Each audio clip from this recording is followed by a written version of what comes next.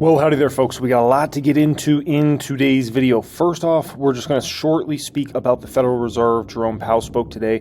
I'll just kind of give you my quick opinion in regards to the Fed and what's going to happen from here, okay, and how that affects the market. Second thing we're going to get into is a stock that's absolutely destroying me right now and what I'm going to do in this situation, okay? So we'll speak about that.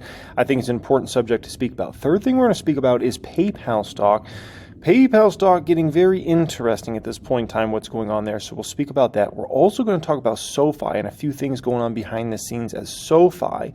We'll speak about that. And then the last thing up here is we're going to talk about Nike earnings. They're coming tomorrow. What I'm going to do I think the stock's going to go up a lot, down a lot? What I'm going to do with this stock, those sorts of things. And at the very end of the video, I'm just going to drop a few gems for everybody out there because I know some of you guys love when I drop a few gems, and I've got some for you at the end of this video here today, okay? Appreciate you guys joining me as always. First off, lightly tap the thumbs up button on the video. I appreciate everybody. We're not smashing this week. We're just lightly tapping the thumbs up button. And also, make sure you're subscribed here to the channel if you're not already. Pin comment down there today. I'll have my Instagram. If you haven't followed me on Instagram and you've got an Instagram, I'll put that as pin comment. And the other thing I'll put as pin comment is X. I post quite a few things each day on there, so if you want to follow me on that, that'll be the other pin comment down there if you use either of those platforms, okay? Alrighty, so Federal Reserve, so Fed obviously held rates steady, which isn't a surprise to anybody, just to be quite frank. They are maintaining that 3 cuts are likely coming sometime later this year. My opinion is probably July will be the first cut. That's just kind of my thought process on when they'll actually, the first cut will come. And it will be a small cut. It will likely be 25 basis points. Now, the surprising thing to the market and the reason, stocks really rallied once Jerome Powell started speaking was he was surprisingly dovish and more accommodative to the stock market is viewed. And so a lot of people were expecting him to come out very hawkish, and he just didn't. And so therefore, the market was kind of up and away in this situation, right? Now, it's very important that everybody understands people have been confused on what is actually driving the stock market for the past 6 to 9 months. There's a lot of people that have been still focusing on the Fed. They think this is a Fed market, like the market cares about the Fed. Not right now. The market cares about the Fed when the Fed's actually making moves, like they're actually doing it, not talk of them doing, like it's actually happening, right? And so as of right now, the Fed's not doing anything, right? We're just in this stage of they're not lowering, they're not raising rates. And so once the Fed actually starts raising rates again, we're going to move more into a Fed market. And everybody's going to get much more focused on what's the Fed up to, what they're doing, and all those sorts of things, right? Right now, this is an earnings-focused market. Earnings-focused market right now. That's what we've been in. I think some people might be starting to come to the realization, and it's important everybody understands that. This is a market driven by earnings. When the Fed starts cutting, then it will become a Fed market again, and the stock market will make moves based upon what the Fed's saying or not saying at a particular time, okay? That's important to understand in regards to that. Now, there's a stock that's absolutely destroying me right now. We'll speak about that, then we'll get into PayPal, SoFi, and Nike, okay? So, Chipotle absolutely wrecking me like a wrecking ball right now. My gosh, it's ugly. I mean, this is a hedge I have on in the public account, and I'm just getting absolutely obliterated. I mean, those Chipotle puts already down another 34% plus here today, $6,400, just absolutely getting obliterated on that Chipotle hedge. So what happened? Chipotle came out, they announced a 50-to-1 stock split. You got to be flipping my flapjacks. My gosh, okay? Now, this does nothing to the fundamentals of the company, but it gets everybody all jacked up. People want to play the stock. 50-to-1 stock split. Oh my gosh, it's going to go up a bunch. And so naturally, people buy the stock, which makes the stock go up a bunch, right? It's like a self-fulfilling prophecy here. Now, in regards to Chipotle, the valuation's absolutely absurd on this company already. Never mind if it goes up even more from here in the short term. I mean, it's absolutely ridiculous. It's trading at 52 times this year's expected earnings. And then for 2025, we're at a 43 PE based upon 2025 earnings. And this is what the company with expected 13% revenue growth over the next couple of years, right? NVIDIA, these bears love to call NVIDIA bubble. Oh my gosh, all the bubble talk, right? NVIDIA trades at 35 times this year's expected earnings, right? Compared to a Chipotle that at 52 times. Next year, Chipotle in 2025 is expected, let's call it a 29p based upon those numbers there. And we do know if one thing, NVIDIA beats earnings a whole lot more impressively than Chipotle beats earnings, right? And Chipotle's at a 43. So if you want to call NVIDIA a bubble, what do you call Chipotle? And here's the deal. NVIDIA's revenue growth, 82% expected this year, and only 19%. Last time I checked, 82% and 19% is a heck of a lot bigger than 13 and 13%, right? So, and then you think about the customer base. NVIDIA's customer base is the strongest of the strongest customers in the world, right? Amazon, Microsoft, Oracle, Google, McDougal, Meta, Tesla, the strongest companies in the world. And then you think about Chipotle's customers, it's the middle class, right? Which is fine. It's, people that make 40K to 50 or to 150K a year, right? And as but with the middle class, it's like if people lose jobs, if anything happens there, right, inflation hits, then it can obviously negatively affect a company like Chipotle, especially with how much they've gone up on pricing. Those prices have gotten rich there. So the important thing to understand about this in regards to why do I look at a stock like Chipotle for a hedge, right? Even though it's absolutely not worked out so far, it's been just a disaster, right? The bottom line is Chipotle's priced for perfection now at this point in time. There's in the market we call when a stock gets at such a ridiculous valuation based upon its future growth, we call it price to perfection. And as long as every single thing is perfect for you, you can continue to have that stock go up. But the moment just any little thing goes wrong, the stock comes crashing down and it will fall 15, 25, 35% in a quick amount of time. I mean, we're talking in a matter of months. Not talking in a matter of years. It happens in a matter of months. This happens all the time in the stock market when something gets priced for perfection. So what I'm going to likely do is I'm going to continue to hedge against CMG. If the stock wants to go even higher and this valuation wants to get even more out of whack, it can do that in the short term, right? At some point in time, the cards will come crumbling down there. And as a hedge, I like it, right? The bottom line is with Chipotle, the stock will get wrecked if anything goes bad in the numbers. If the market goes bad, anything like that, Chipotle is going to absolutely obliterate it, which is why I like to hedge the portfolio overall, right? But for now, CMG is having a lot of fun. All the stock split talk. It's trading at about an $80 billion market cap now at this point in time and trading at a PE ratio of 65. So Chipotle can have all the fun it wants right now. And another stock that will likely come crashing down is Wingstop. Wingstop, oh my gosh. Look at the forward P. Look at the forward PEs on Wingstop. That's another wreck coming. But the timing's tough in regards to these, right? You might have to wait another 3 months, 6 months, 9 months, 12 months for the crash to happen. 1 month, we don't know. These type of stocks will come crashing down. These valuations have gotten absurd, and they're gonna come crashing down. But just getting the timing right is the difficult part with these sorts of stocks, right? That's why I don't like to focus on shorting. I hedge, right? Chipotle's a hedge. And yeah, if the market goes bad, those Chipotle print money. But as long as the market stays good, whatever I'm making in my portfolio is so much more massive. I mean, think about it. Today it was up, $42,000 in the public count, and that's with the $6,000 move down in Chipotle, right? So there's a little theory behind this. But by the way, in Wingstop, I mean, come on, man. At least Chipotle's got I think Chipotle's quality is pretty good. Wingstop. That quality, if anybody that thinks Wingstop's good has not had good chicken wings in their life. That's all I'm going to say about that, folks, okay? Now, let's talk about PayPal, and then we're going to SoFi, Nike, and some gems here, okay? So, PayPal. It has turned green for us now at this point in time. My big six, Meta, Tesla, PayPal, Elf, Amazon, Palantir, they're all have done me tremendous, but PayPal's been the one that's just been struggling, right? But it's gone green. We're now up $7,900, up 4%, woohoo, on PayPal stock. This is my my big six here, okay? This is what it's been for a bit. Got Meta, got Tesla, got Elf right there, and then over here we got Palantir and Amazon, and then and then we got PayPal over here, and that's okay? The bottom line with PayPal that everybody needs to understand is everybody's gotten this one thing massively wrong in regards to PayPal. And let me show you the one thing everybody's gotten massively wrong with PayPal stock. Everybody thought that the stock price was going to do the same thing that Meta stock price did, okay? And I've always said, no, that's not going to happen. So a lot of parallels you can make between PayPal and Meta. But the stock price recovery is not one of them, and I've always said that. In regards to this, right, everybody thought that we were going to hit that low, late October, early November, just like actually Meta did back in 2022, and it was just going to be up in a straight line like craziness from there on. And I always said, no, that's not going to happen. Meta did that because, one, Zuckerberg did an insane amount of job cuts, whereas PayPal hasn't done an insane amount. They've done some, but they haven't done to the level Meta did.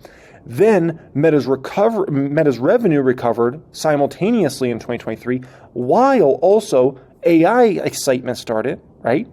While also the whole market bottomed and started coming back. We don't have all those same exact things in regards to PayPal. So my opinion on PayPal's stock price has always been this, and I told you guys this in every PayPal video, basically for quite a bit of time. I expect PayPal over the next few years to be a slow and steady riser. It's not just up in a straight line. There's going to be ups, there's going to be downs, but the bottom line is we're going to be going up to the right, okay? And I think the stock's going to 100. I think it's going to 150 plus over the next few years. But I think it's a slow and steady rise, 2024 through 2026, and I think it's going to be a lot of fun, but just not in a straight line upward like it was for Meta. And that's where I think a lot of people have gotten a little confused and probably made some mistakes in regards to PayPal and impatient is because they've been trying to play short-term call options on PayPal, thinking the recovery is going to be the same exact as Meta, not understanding the setup was very different than Meta setup. Okay, there's a lot, like I said, there's a lot of parallels you can make between PayPal and Meta, just not on the stock price side. Okay, the setup was very differently in regards to those situations, right? But the bottom line is here, okay, it should be a great next few years for PayPal stock, as long as Alex Chriss comes through with the numbers the next 2 years here, okay? We're going to have a lot of fun. The revenue growth expectations are under 7% for this current year, next year at 8%. The forward P's at 11, 12 range, 513 expected this year, 561 next year. I mean, we're set up pretty darn good here. So as long as Alex Chriss comes through, like it's going to be a lot of fun in regards to the stock, right? And in regards to his first 2 quarters, I mean, the first quarter, which he wasn't there for that full quarter, he was more the announcer on the conference call. They beat on that quarter, but then his first full quarter, they beat by 12 cents and beat by $156 million as far as revenue goes. So things are, I got faith in Alex Chriss. He's started out pretty good here. I think he's going to, continue to do good. And I think over this next year, he could build a lot of trust with Wall Street overall, okay? SoFi. Some big things going on behind the scenes in regards to SoFi we got to speak about here, okay? First off, I spoke about SoFi in yesterday's video, right? That video was probably a little more focused on NVIDIA, but I also spoke about SoFi quite a bit in that video. So if you want to check that video out when this video is over, it's obviously on the channel there, okay?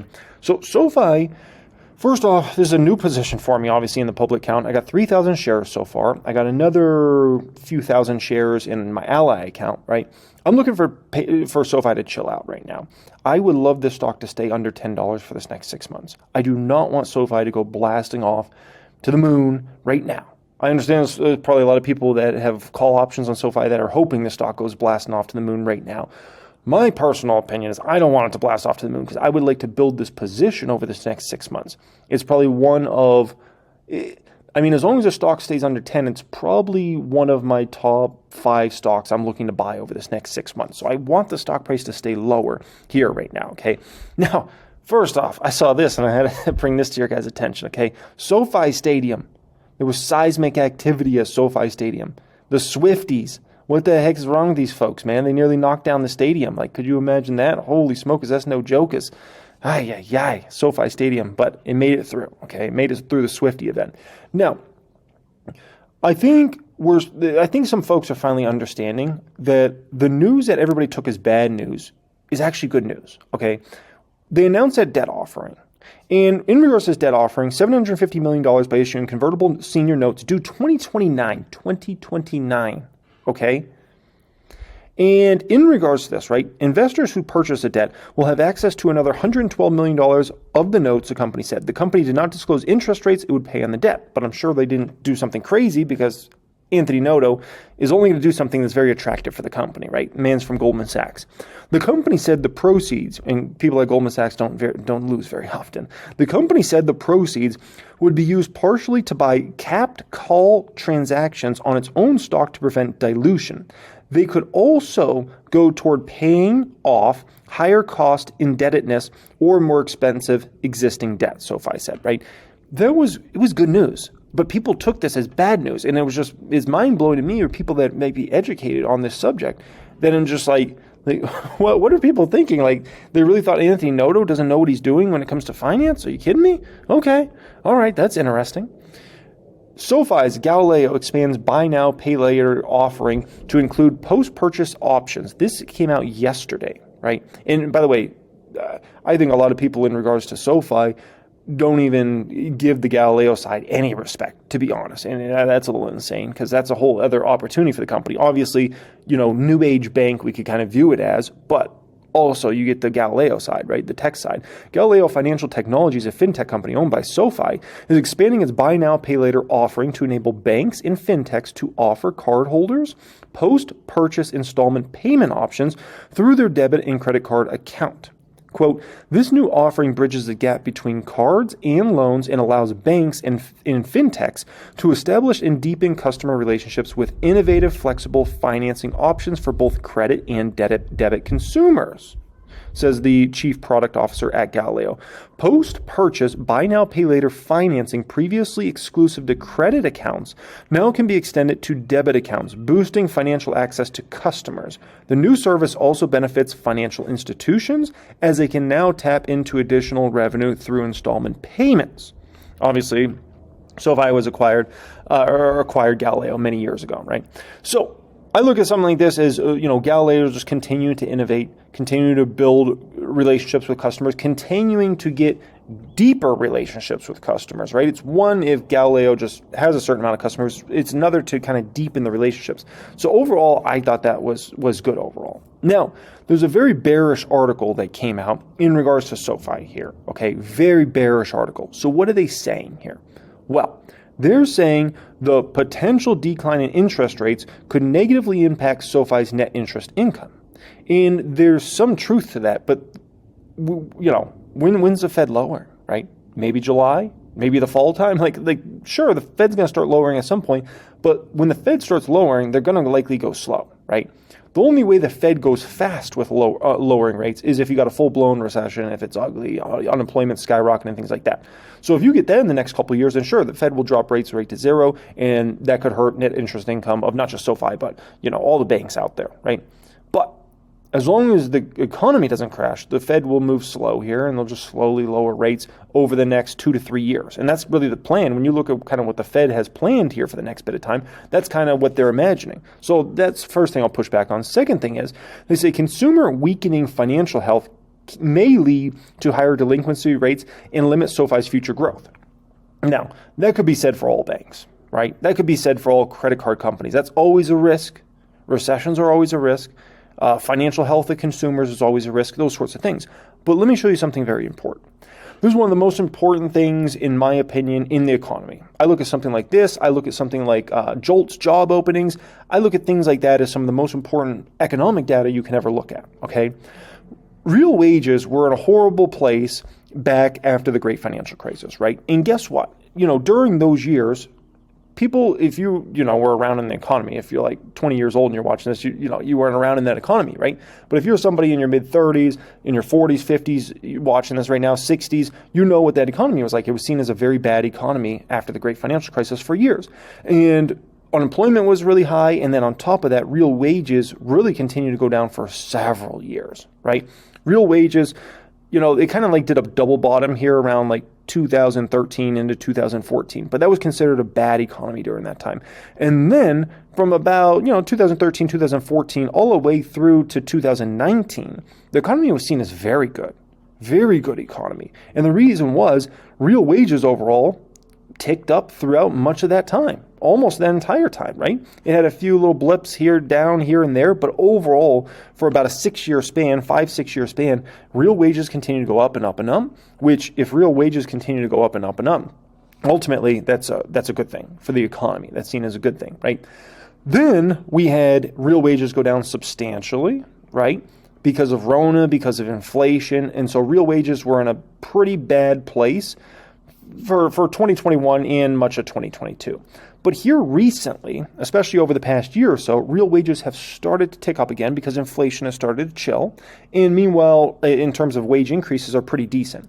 And so I'm looking at 2024 and 2025 as potentially really good years for real wages. And that's going to matter substantially to the economy. And that's going to matter substantially to these things about, weakening financial health and things like that. If we have real wages that continue to tick up very nicely over this next year or two, I can tell you that's going to be a very good thing. It's going to be a very bullish thing overall. If real wages at some point break and go down, whether that be this year, next year, the year after, then that's a bad thing, right? But I think the setup here is pretty good because it doesn't look like we're going to get any crazy amounts of new inflation, right? It looks like, I don't know if we're getting to the Fed's 2% number anytime soon, but in terms of having to worry about, those 5, 6, 7, 8, 9% numbers, that doesn't look super realistic. And so if that doesn't look super realistic, then we should be set up in a pretty good spot because once again, the job wage increases are there. So we'll see where all that shakes out. But I think that matters substantially, okay? Now let's talk about Nike earnings tomorrow. Do you think the stock's going to go up, down, crash, go up a bunch? And I'll drop a few gems at the end of this, okay? So Nike, first off, let me say this. So I've started a position in the public account. I've been trying to buy this stock very aggressively here recently. I'm up to 343 shares, up at about $34,000, right? We're down about 3% on the position right now. First off, I would prefer the stock to be under $105 for the next 6 to 9 months. This is probably in my top 5 stocks of stocks I would love to buy over this next 6 to 9 months. So I'm hoping it stays low here in the short term. That's my hope. But the one thing I'll say, if earnings are good, the stock's probably popping 10 to 15% after hours tomorrow, if the earnings are good. And we'll see if the earnings are good, and we'll speak about that in just a moment. The thing we have working against Nike in the short term is China. China is a big problem. The Chinese economy is weak. American companies, are not doing the best in China right now. We've heard weakness out of Apple. We've heard some weakness out of Tesla. And companies like Nike, even companies like Starbucks have, not had the best thing to say about China in the short term. Keyword is in the short term, right? We know Tim Cook's over there right now trying to do whatever he is. He might be going, person by person trying to sell them iPhones right now on the street. I don't know what's going on, okay? The low expectations. Nike's got extremely low expectations for not only this quarter they're in, but next quarter as well, which is what Wall Street really looks at. What numbers are they about to report, and then what's next quarter's guidance. The company's revenues are expected to go down this current quarter they're going to report, and then next quarter up 2%. So the expectations are about the lowest you've seen on Nike in years, just to be quite frank. Very low expectations. Now, when I look at EPS, I think analysts are way off. Nike's doing big cost cutting this year, and I think it's going to bode very well for fiscal 2025 numbers and fiscal year 2026 numbers. And so I think analysts are way too low with their EPS projections for this company overall, especially given the fact that real wages are starting to pick up and starting to get in a much better, healthier place for consumers out there. I think that bodes very well in the United States of America as well, right? Now, you think about this logically, right? China, weak. Cost cutting. Retailers want lean inventory. Inventory adjustments, weak retail sales in the U.S., right? Because we got some retail sales data recently that was a little weak. Now, you think about all those things, and what are all those things I just showed you right there? Those are all short-term things, right? Oh, the Chinese economy is weak right now. Oh, cost cutting. Retailers want lean inventory right now. Oh, this retailer had too much inventory, so there's inventory adjustments and retail sales. All those are short-term things that come and go, right? Chinese economy could be seen as weak. 3 years from now, the Chinese economy could be seen as the strongest economy in the world, right? Like things change pretty rapidly. And I've seen them change very rapidly over the past 15 years, right? What about things like brand strength, global presence, a growing TAM, total addressable market, growing worldwide wealth, a growing middle class in China and India, an entrenched marketing presence that's unparalleled, top-tier executives, top-tier board of directors? What are those? Those are long-term factors, right? And so when I look at a stock like Nike or any stock in general, you have to differentiate between, especially as a long-term investor, somebody that's focused on the coming years, you have to differentiate between negatives that are things that will come and go and positives that are lasting, right? And so, I got my little Jeremy Lefebvre's hotel over here, the Flapjack Flipper Resort, right? And the number one saying I have here is build a portfolio you'll be proud of years from now, right? that's so important, because a lot of people get so focused in the short-term stuff that they forget the long-term stuff. You got to build a portfolio to be proud of years from now. So when I think about a stock like Nike and trying to add this stock, will I be happy that I bought this stock in 6 months? I don't know. I might not be. We'll see. I would say it's a coin flip if I'm happy or not. Will I be happy I bought Nike stock 6 years from now? I think there's a pretty high probability that I'll be very happy I bought Nike 6 years from now, right? And if you think about a lot of these positions, right? Oh my gosh, made so much money in Tesla stock, right? That didn't happen overnight. This has been a long time in the making, right? Tesla, I have shares I acquired in Tesla all the way back here in the public count, May 3rd, 2019. May 3rd, 2019. Look at these shares I have at Tesla here. I bought 435 shares, May 20th, 2019. Cost $13.12, right? That's a long time in the making. Meta stock, nowadays sitting on a $657,000 gain in the stock, 300% plus up, right? This didn't happen overnight. I have shares in Meta stock, folks, all the way back from July 27th, 2018. 2018. Look at these shares here. I bought a bunch of shares here, 77 shares right there. I bought them for $137. This was December 7th, 2018.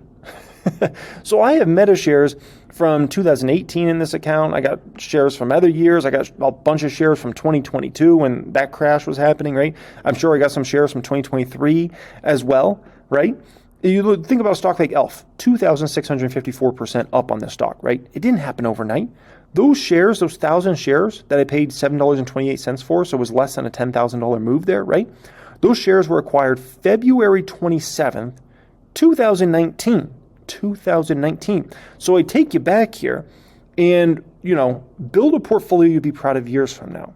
Add to positions that you would want to hold for many, many years. Like, let's say you had to buy a stock and you weren't allowed to sell that stock for the next 6 years. How would you build your portfolio? How would you construct your portfolio? You could not sell it for the next 6 years. It was just stuck there, right? That's the way I like to think.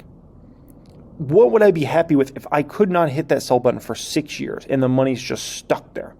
What type of companies? Because you start to think differently when you start to think in a context like that, where I can't sell it, right? And you stop kind of thinking about all this short-term stuff and, there's this negative thing here and there's this and that. No, think long-term about this stuff, folks, okay? Listen, with great assets, time is on your side. When I talk about assets, I'm talking stocks, I'm talking real estate, right? When it comes to bad assets, time is not on your side. It's a very different situation. You're just trying to make money quick, short-term, and out, right? But with great assets, time is on your side. You let that play out, right? With the greatest companies in the world, time's on your side. NVIDIA, time's on your side. Apple, time's on your side. Google, Meta, these greatest of the great companies, Tesla, time is on your side, right? Same thing if you own a piece of real estate. Let's say you own a great piece of real estate in, Manhattan, okay? Or a great piece of real estate in, Newport Beach or wherever. Time's on your side there. Things might get rough in the short term. This might happen, that might happen, all this negatively affected, Rona happened. Also, New York real estate wasn't as popping for a few years, right? Because people left the city for a bit and went to rural areas, whatever the blah, blah, blah, okay? Bottom line is 10 years from now, if you had to bet your life on it, is Manhattan real estate a lot more expensive or a lot cheaper 10 years from now? I think you know what bet you're taking if your life's on the line, right? That's the way you need to think about stocks in real estate. Time's on your side. If you own not good quality stuff, then time's not on your side. You need to get out of it quick, right? Think of a house flipper. A house flipper, they're just looking to try to get in, get that thing renovated, and they're out. They don't want to hold it because many times they're not even actually holding a great asset. They're just buying it because they think there's some sort of arbitrage there. They can make 20K on that flip or 50K or 10K or whatever the money is, right? And so same thing with the stock market overall. Great assets, time is on your side, folks, okay? Appreciate you joining me. Thanks so much as always. Pin comment down there if you want to follow me on IG. If you ever want to send me a DM on there, feel free to do so. Also, X, always posting a lot of stuff on there. If you want to follow me, that'll be second pin comment down there. Much love and have a great day.